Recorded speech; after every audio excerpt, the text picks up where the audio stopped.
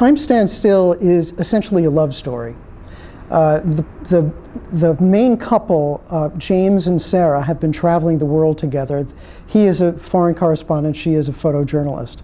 At the top of the play, they have returned to New York after a stint covering a war. She has been terribly injured, and they are back in New York and back with their circle of friends in New York and sort of at a turning point in their relationship. So it's essentially a relationship story, but the backdrop is really a very contemporary scene. James and Sarah have been together for 8 years. He's a freelancer, she's a photojournalist. She is a more established figure than he is. She's more renowned than he is. Richard and Mandy are friends who visit with them. Richard is Sarah's old mentor and friend, who is the photo editor of a major magazine. And Mandy is his new girlfriend, who he brings into this circle. I think the impetus for the play was that I was really filtering in so many of the things that I found people talking about at dinner parties. So many of the themes that we're all confronted with, you know, big moral questions that people would discuss over dinner. How do we live a moral life in this day and age? And those kinds of questions found their way into this play, where here we are in New York living comfortable lives, some of us, those of us who can afford to go to the theater, and there's just tremendous calamity and tragedy not very far from where we are right now. So that very stark juxtaposition has interested me, troubled me, and has really been at the groundwork of this play. As a playwright who works alone most of the time, going into rehearsal for me is always like a party. It's the reward for all of the isolation. So I'm always very excited around the first few days of rehearsal because I get to hang out with the actors who are bringing my characters to life. I've been very fortunate to be working with Daniel Sullivan for the last 10 years. And sitting beside Dan in a rehearsal room is like being in a master class. And it never ceases to amaze me. I always feel so privileged to be collaborating with him. And Laura Linney is somebody I've known for 17 years now, when she auditioned for the first production of Sight Unseen at Manhattan Theatre Club in 1992. So her returning in this newest play of mine has very special meaning to me.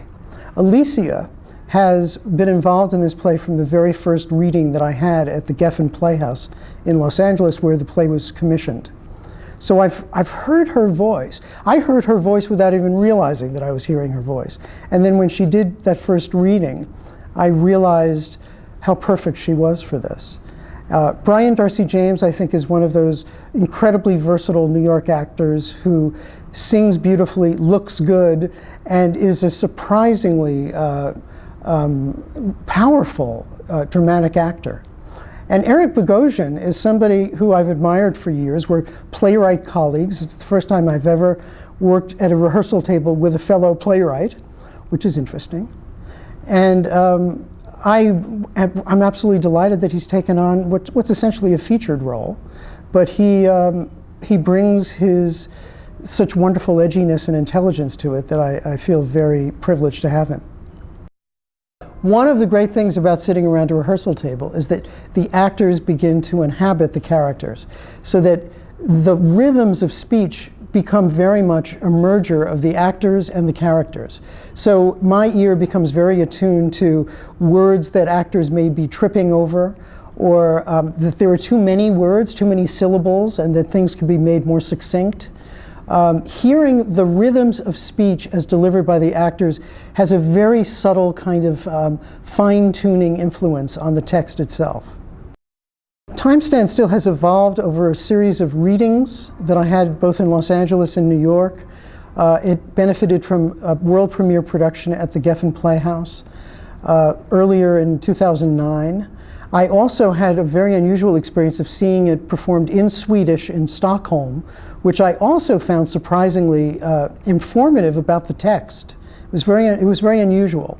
And so now that we are sitting around the table here in New York, I find that I'm continually fine-tuning beat after beat, sometimes shifting something to happen later in the play. really honing the script. I've been affiliated with Manhattan Theatre Club for 25 years. Time Stands Still is my 8th production here. I'm very proud of that. This has been a unique relationship. I think all writers hope to have a home somewhere at a theater. For me, Manhattan Theatre Club has been my New York home. Lynn and Barry and the organization have been tremendously supportive. They've been champions of my work before anyone knew who I was, really. And I'm tremendously indebted to them for that. And I simply enjoy being in this organization. Well, MTC subscribers are an incredibly discerning group. They're savvy theater goers. They are theater lovers. I think that people who subscribe to theaters in New York are theater lovers. I think these are people who want to stay in tune with what is going on. They like to see what's new. They like to see new takes on older work. And I think that they are very engaged as an audience. They're very intellectually engaged and emotionally engaged and very demanding. Dan and I first worked together on Dinner with Friends in 1998, which is hard to believe.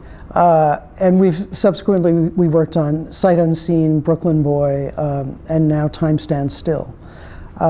The thing about Dan's work with actors is that there's this kind of exquisite intelligence that he brings to the room. He always seems to know exactly what to say to an actor and when to say it. And I've always marveled at it because there's something almost Jesuit-like about it, the way he parses out his notes to an actor. I would be much more impatient with an actor and I would want results immediately. So that, if I were to give Dan a note about something that I didn't feel was going right, he would say, okay, don't worry, I'll deal with it. And then 2 days later I'd say, I'm still seeing that. He said, I'm working on it, I'm working on it. So it's that kind of thing where he knows exactly how to give increments of notes to an actor to get them to discover on their own that which we are going for. One of the wonderful things about sitting down on the first day of rehearsal is that you look at these people who are now going to be your characters.